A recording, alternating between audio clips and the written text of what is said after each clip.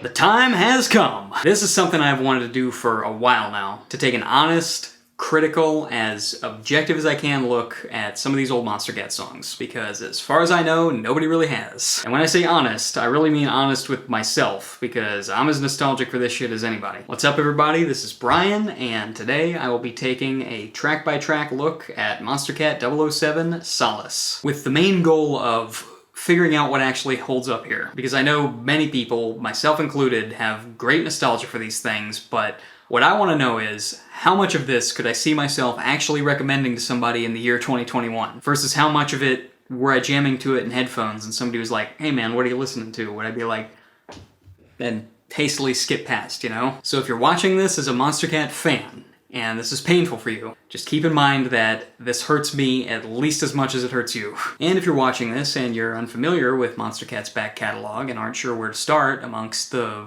what, like 1,000 songs, then perhaps I can be your guide here. Make some recommendations. Influence you, if you will.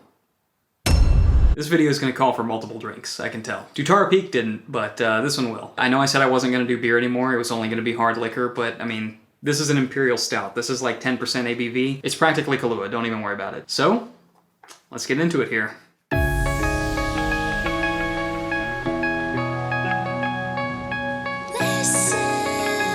So this is kind of a hard one to open with for me. I don't think I ever listened to it super often, but I'm always a fan of the big rock-influenced drum and bass stuff, so that's a plus for me right off the bat. I think it's pretty good from a writing perspective, but the mix definitely has some issues. I mean, it's probably kind of ridiculous to critique the mix of a 10-year-old Feint song, considering how far he's come since this was released. But in terms of this particular song holding up right now, I think that's what holds it back. I mean, there's plenty of other songs in this style from this period that just sound a lot better than this. The vocal performance is good, but the production on it sounds a little dull and polite. It's kind of hard to tell what Veela is saying during the drop.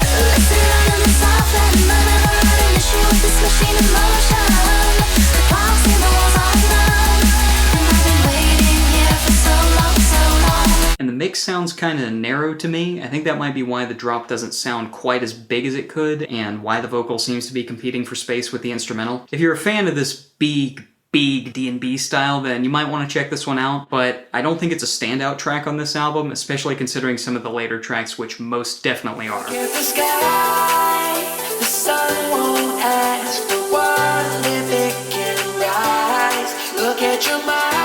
Alright, I distinctly remember hearing this one in several YouTube videos back in the day. Oh yeah, you start this and the mix is immediately so much wider than Time Bomb. I do think this is one of the more memorable Project 46 tracks in the Monstercat catalog. It has a catchy melody and lyrics and sticks to it.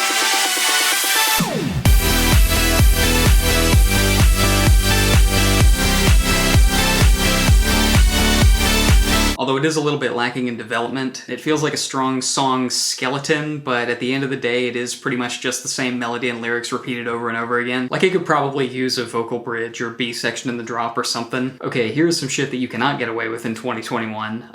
Block chords on a dry stock piano.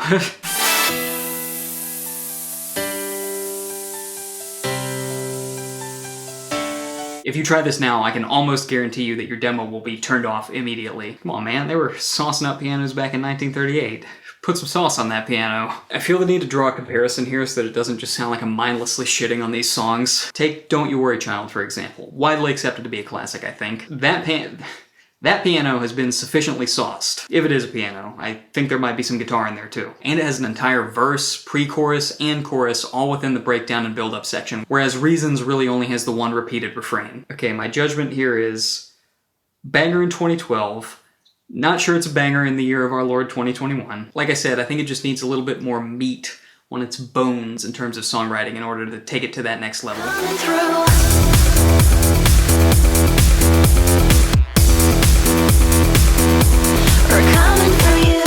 Okay, here we go. I do remember enjoying this one quite a bit. Matduke's sound strikes a really good balance between the hard edge of hardstyle and the catchy vocal melodies of pop here. And I do really like how this song isn't structured like any of the others. It doesn't adhere as much to the two-drop formula of most EDM. I mean, it has a fucking bridge, which is like automatic A for effort in this genre. But really all of its different sections contrast each other and flow together really well. We are vicious, though we never intended to be malicious. True, we're all in this, fan out the boring and repetition. I guess the lyrics are a little corny at times, but I mean, you know me, I don't really give a shit. I'm much more of an instrumental arrangement kind of guy, and if that's working for me, I can ignore a fair amount of questionable lyrics. Probably why I like the Smiths so much. I guess everyone's tolerance for that's gonna be different. The vocals on this one sound a little dull as well. Not the performance, but like the production of it. Maybe it was a Veela thing, maybe it just had to do with how she was recording her vocals. Overall, I still find this one pretty enjoyable, even though there's not a whole lot that I can specifically point to and be like, yes, this is exceptional. But I will say, I think it's one of the best structured songs on this compilation.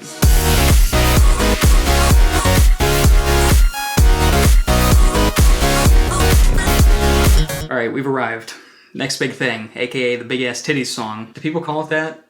I call it that. I know this song has been memed on a lot for that, but listening to this now, I'm actually really impressed with how well it holds up. Like, finally, some good fucking mixing. You open with this drum intro, which is pretty standard for electro house, but the kick thumps in a way that Reasons and Bloodlip just don't. And right from the beginning, the song just has this constant forward momentum that just keeps you engaged throughout. Big synth chords still sound great, it's a great hook. Every 8 bars or so, he's developing it in a new way or adding some other sweetener or sound design element.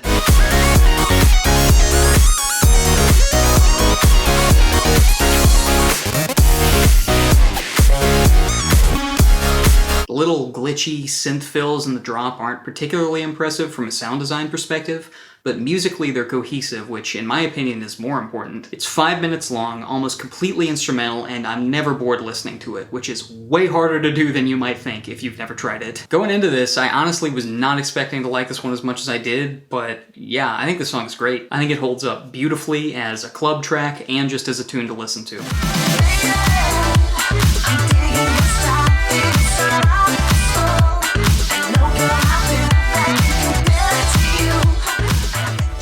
Yeah, we're working our way through this thing. I wonder if my reviews of these tracks are going to get more and more positive as this goes on. Alright, I am going to try to be as objective as I can here because I have loved this song since I first heard it. Some of these older Televisor tracks are lush, and I feel like new disco has kind of been popping recently, so this is probably ahead of its time. I used to see a lot of people say that Televisor was just ripping off Daft Punk. With the exception of a couple tracks, I don't think that's very fair. Televisor has always sounded a lot more layered and a lot less repetitive than most French house to me. Way more emphasis on vocals too, which gives it more pop appeal.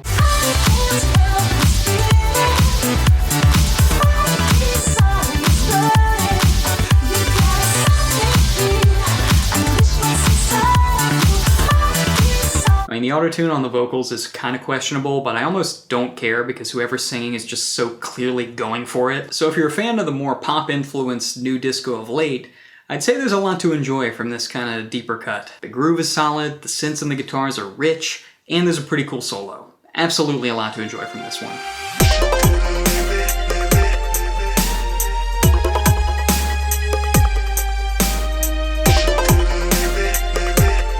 So this feels like a pretty deliberate throwback to the old school subbier dubstep, which is cool. But that being said, it also feels like the first filler track on the album to me. There's very clearly an intro, breakdown, drop, etc., but there's really not too much change in energy level between them.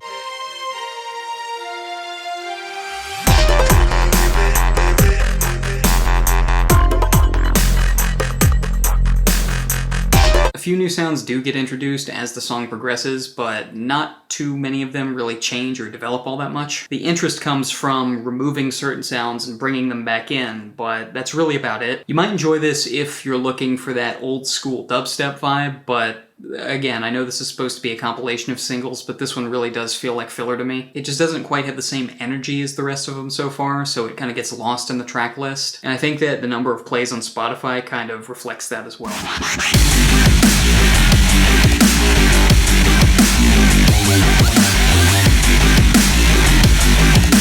God, I'm so torn on this one because Tut Tut Child was one of my favorite Monstercat artists back in the day, but I feel like the style of music that he was making back then just hasn't aged all that well, hence why he does not really make it anymore. This is very much that hyper-aggressive, metal-influenced style of bro step. God, I hate to even use that word in 2021. I distinctly remember hearing this one in gaming videos as well. It has that very tracks that gamers love energy about it. However, as far as that type of music goes, you could definitely do worse than this. Modern dubstep has a honestly pretty justified reputation for just being a bunch of loud robot noises thrown together, but the bass line in this is actually very musical, and some of the more melodic bass elements do flow in and out of each other in surprisingly subtle ways.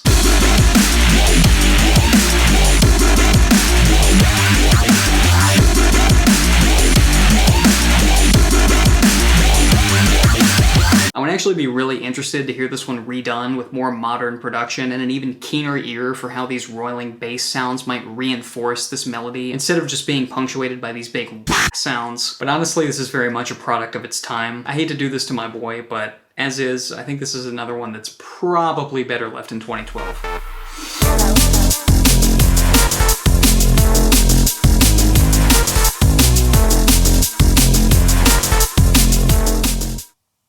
Almost gone. So this is a drum and bass remix of one of the very first Monstercat singles. Definitely a deeper D&B vibe than the Feint track. I think this one actually ages fairly well because of how minimalist it is. It's interesting because I think I actually like this one better now than I did in 2012. It's almost unrecognizable from the original song, which I can appreciate, but I still can't find anything that really pops about this track. The intro is really cool and kind of fakes you into expecting a more melodic song.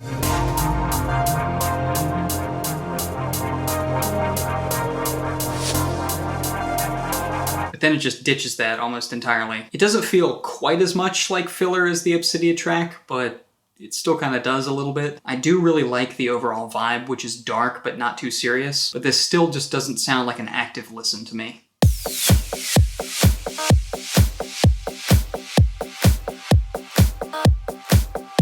Okay, hold the fucking phone. This was not the original track 9 on this album. It was originally House, but then Overwork requested to have it removed, so they replaced it with this, which was released later. The sound design and the melodies are definitely heavily influenced by what Zed was doing around this time. This sounds very much like it could have been a B-side from Clarity or something. The first drop is easily the best part of the song. It has that very Zed-esque staccato rhythmic bass, and the riff is super catchy and groovy.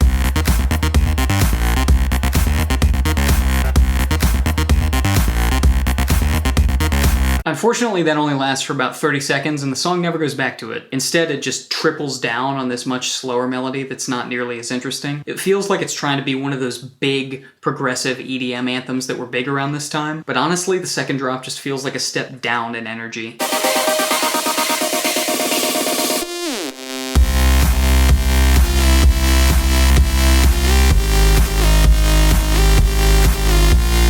The sound design just isn't quite big enough, you know what I mean? I think I'm actually ripping this song harder than I originally intended. I really do like the first drop a lot, but it's only 30 seconds and the song is 5 minutes. So, I mean, what are you gonna do? Take a trip to my house.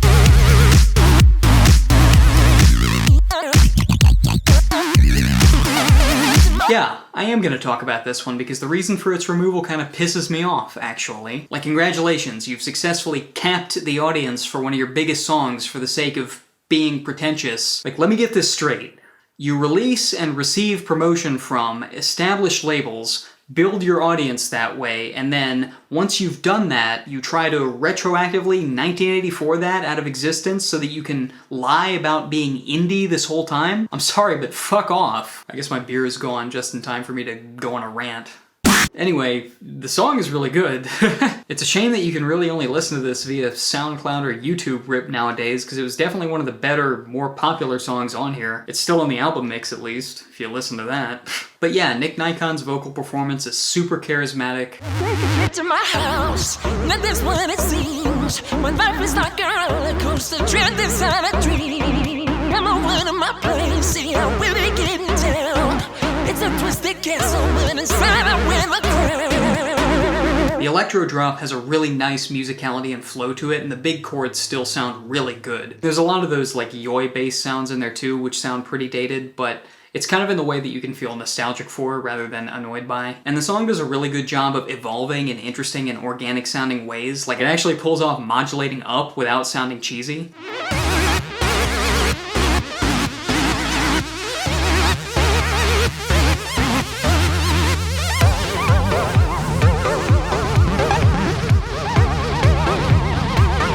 Kind of genius, actually. You get to play the first drop basically verbatim, but it's still interesting because it's in a new key. Efficient.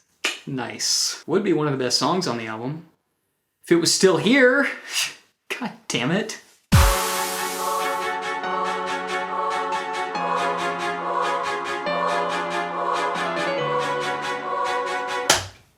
Okay, so let me preface this by saying it is my intention for the criticism on this channel to come off as constructive as possible. I know how incredibly fucking hard it is to make music that's really good. I have tried it. So with that in mind, I never ever want to just mindlessly bash somebody's hard work and artistic vision, and I will do my absolute best to refrain from outright roasting on this channel. However, not even middle school me was a fan of this one. Maybe it's a taste thing, but for me the appeal of dubstep has always been the way all these different bass sounds flow into one another to create interesting musical ideas and especially danceable rhythms. Look at Skrillex's Rock and Roll, the halftime drop in particular, the way these bass sounds flow seamlessly between triplet and straight eighth rhythms, going over the bar lines, stuff like that.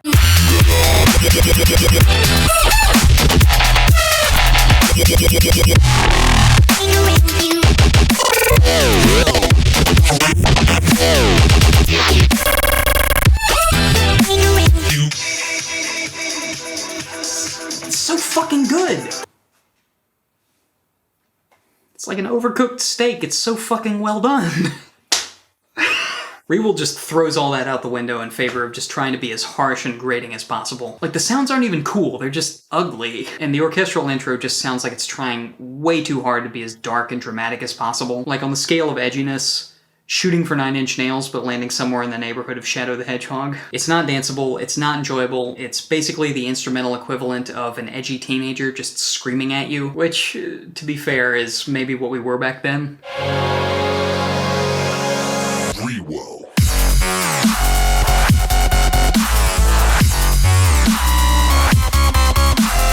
I know people tend to get nostalgic for artists' older music, but I'm just glad Tristam and Rogue have moved beyond this. I don't think I'd be caught dead listening to this in any year, much less this year. Yeah, I can't recommend this. In fact, on behalf of the two men that made this, I am actually begging you, please do not listen to it. It's kind of embarrassing. I mean, both of them even have songs from this period that are better than this. Yeah, let's leave this in 2012. Let's move on from this one.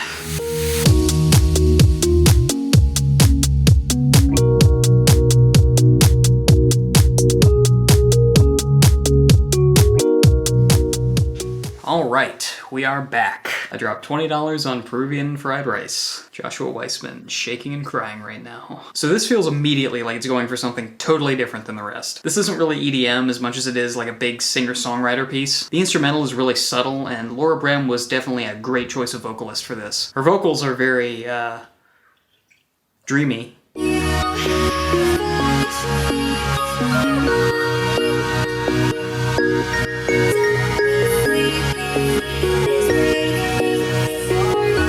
This is another one where I like the vibe, but it feels like a passive listen to me. I'm listening to this and I'm actually kind of struggling to keep my focus on it, to be honest. That gradual build of the first 2 minutes is really captivating, and all the melodies that get introduced are great. But after that, the energy doesn't really change, and it's by far the longest song on here. Definitely more of a lo-fi beats to study and chill to type of listen. So, you know, if that's what you want, go ahead and check it out. But if what you want is a great 2/3 house track with a heavy emphasis on vocals, I would actually point you towards Tonight before this one.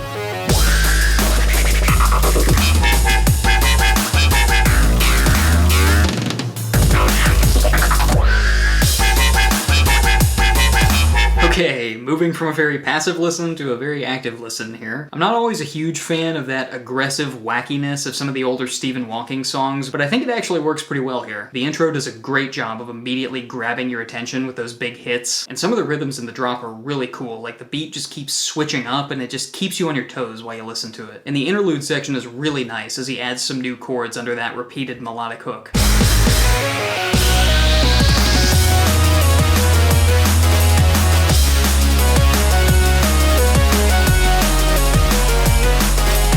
I will say that I'm not a huge fan of the main wobble sound in the drop, and the song does lean pretty heavily on it, so for some people it might be a big ask to get past that. But other than that, I think the song really works. It's a very unique drum and bass track. It's working for me a lot better than I expected it to going into this.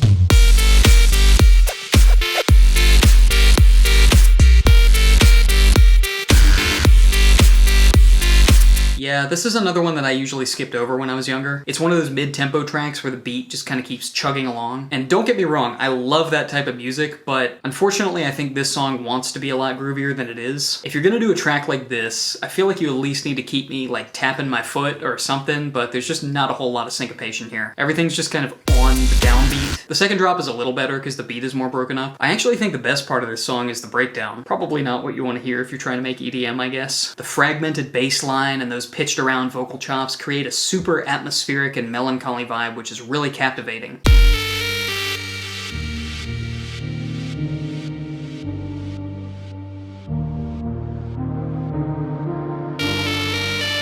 But that gets ditched pretty much immediately when the beat comes back in. In terms of mid-tempo songs, I think that we can definitely do better than this.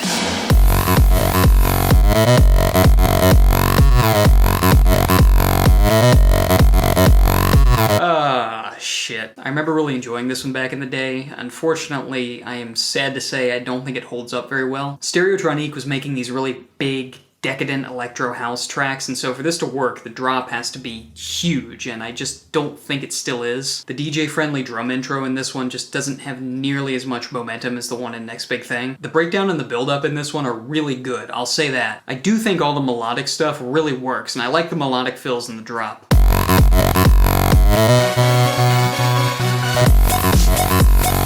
But unfortunately, I don't think the main bass in the drop really does it for this style anymore, and it doesn't really evolve at all over the course of the song either. And those siren-like, offbeat, like whoop sounds are very 2012. They sound very dated, and they're really loud too. I mean, I don't know, when I was younger and listening to this, I thought they added a lot of motion to the drop, but they aren't really doing it for me anymore. Yeah, I am legitimately pretty sad about this one, but I know there are also plenty of other Monstercat singles that Stereotronique can kind of come back with, so not the biggest deal in the world.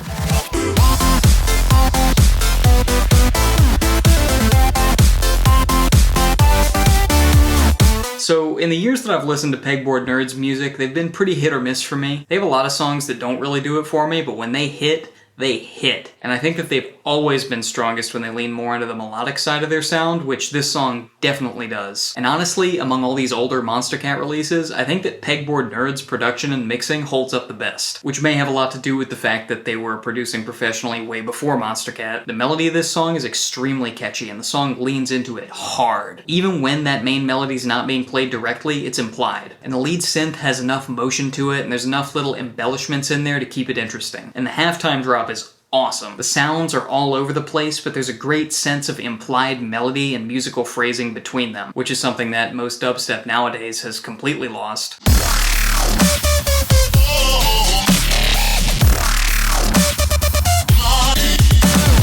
Yeah, this was one of the most popular Monstercat releases back then, and I think it's still one of the standout tracks in their catalog. This is one you can go back to and listen to with nostalgia and not even a hint of embarrassment. Yeah, this is a good one. I'll drink to that.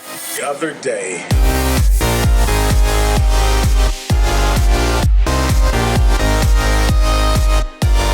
So I'm happy to say that the drop of this one is the best part of the song, which is what you want. And all told, the drops make up about half the song's runtime, so good job structuring this one. This is another more melodic song, and I think that the melody and the chord progression in the drop is a lot more interesting than the one in the breakdown. The harmonic rhythm speeds up and becomes less predictable, and all the sounds work really well together to just create this nice, uplifting vibe.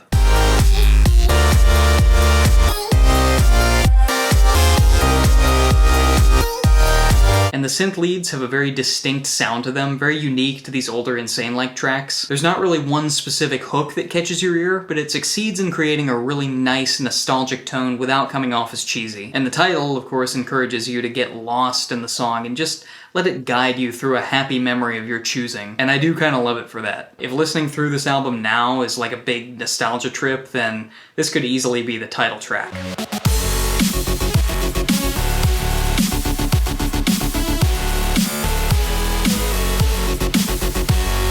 Okay, I Remember by Matsert? Wait, what the fuck? What are you trying to do here, Tristam? I know it's you. Your Spotify credits betray you. Wait, is he trying to do like some overwork 1984 shit? No!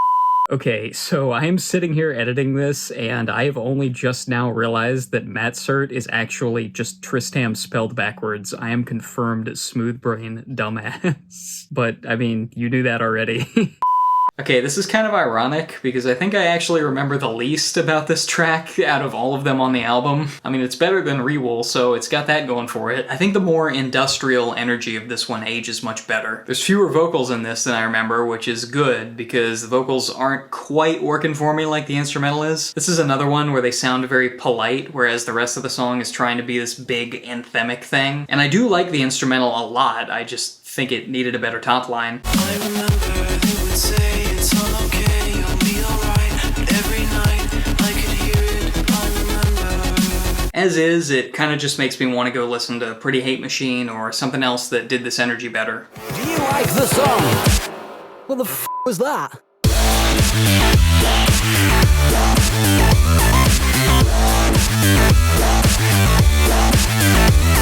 Okay, thank God. I don't think I would have been able to handle it if this song was bad. If it didn't hold up, you might have been watching a full-on mental breakdown right now. Yeah, so this was one of my favorite older Monstercat releases, and I think it stands up as one of the best heavier songs Tut Tut Child ever did. The tone is fun, you can in fact dance to it, just super enjoyable to listen to all around.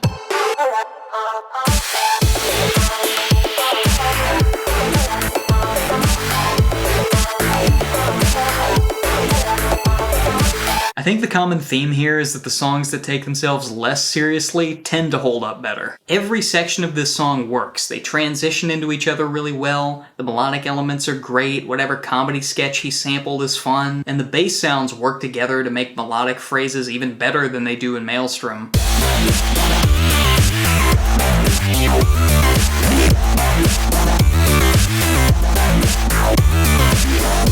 I would be very interested to hear this one updated with more modern production or even like a VIP. Actually, never mind, a VIP would probably just fuck it up.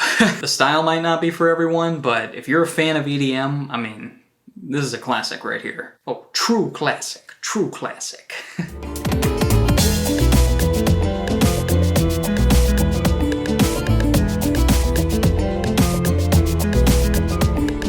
Okay, ReWel can take notes here. This is how you do the video game soundtrack vibe right. I like the concept of this song, and I think that Varien really nails the vibe that she was going for here with that Spanish flamenco-style guitar. The sounds in the drop are kind of grating, but in this one they don't bother me as much. I feel like they do work with the atmosphere in a weird way.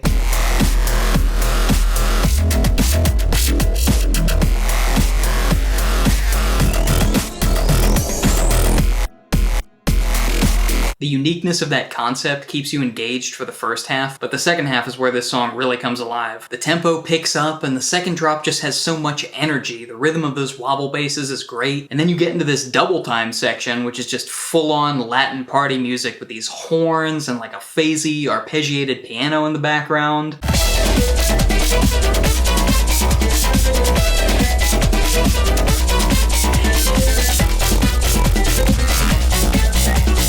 And so it really does take you on a journey, which I appreciate. Definitely one of the more unique and memorable songs in the Monstercat catalog. Break it down.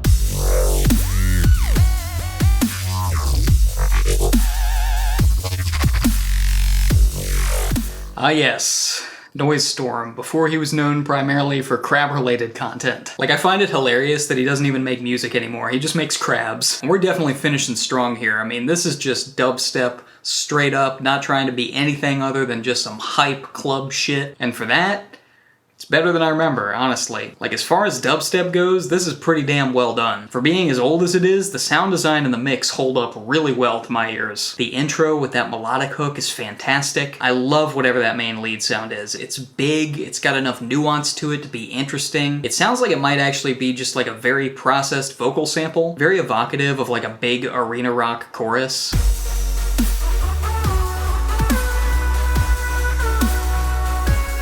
I think this one just comes down to personal taste. If you like dubstep, this is gonna make a fine addition to any collection. I mean, obviously straight up dubstep, not really in fashion anymore, but with how musical trends tend to recycle themselves, I wouldn't be surprised if it's not long before the mainstream starts to get nostalgic for this type of thing again.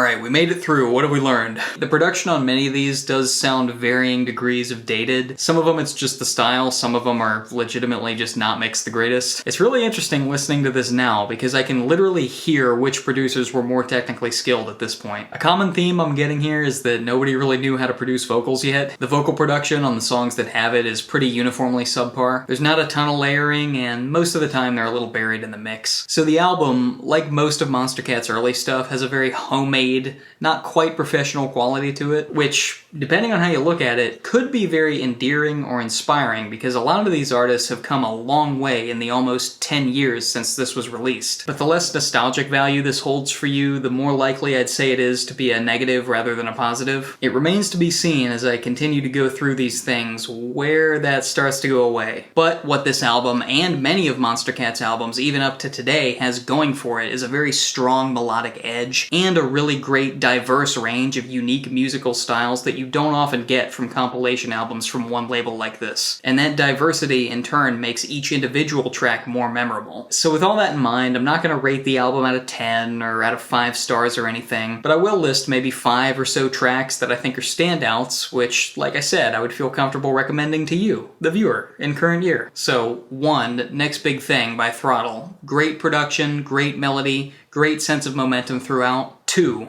Pinup. Really lush, melodic new disco with a kick-ass guitar solo in it. 3, I would say House, if House was still on here, but it's not, so I'll just kind of recommend that one under the table. Disconnected, absolutely. There's a reason it's so iconic. It strikes a beautiful balance between melody and heaviness, and it's probably one of the catchiest things you'll ever hear in your life. Dance to it is just so goddamn fun and danceable from front to back. Another heavy track that has a great sense of melody to it. And Breakdown. I was not expecting that one, but yeah, the production just threw me for such a loop, and it's just so well done that I couldn't not call it a highlight. So yeah, I think that's it.